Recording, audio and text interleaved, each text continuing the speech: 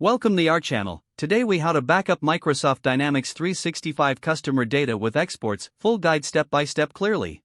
To backup Microsoft Dynamics 365 customer data using exports, begin by logging into your Dynamics 365 account.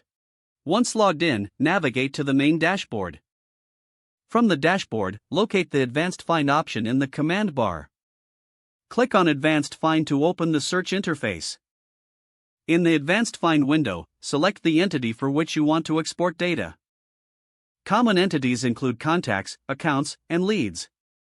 After selecting your desired entity, define the criteria for the records you wish to backup. You can add multiple filters to refine your search. Once the criteria are set, click on the blue Results button to generate the list of records. Review the results to ensure they meet your backup requirements. Next, click on the Export option located in the command bar. You will see two export options, Static Worksheet and Dynamic Worksheet. Choose Static Worksheet if you want a snapshot of the data. Alternatively, select Dynamic Worksheet for a link to the live data. After making your selection, click on the Export button. The system will then process your request. Once processing is complete, you will be prompted to download the file. Save the exported file to a secure location on your computer. It is advisable to store the backup in a place that is easily accessible but also secure. Repeat this process periodically to ensure your data is consistently backed up. For further data safety, consider using additional backup strategies as necessary. Regular backups will help protect your information from potential loss. If the page does not load, refresh the browser or try again in a private or incognito window.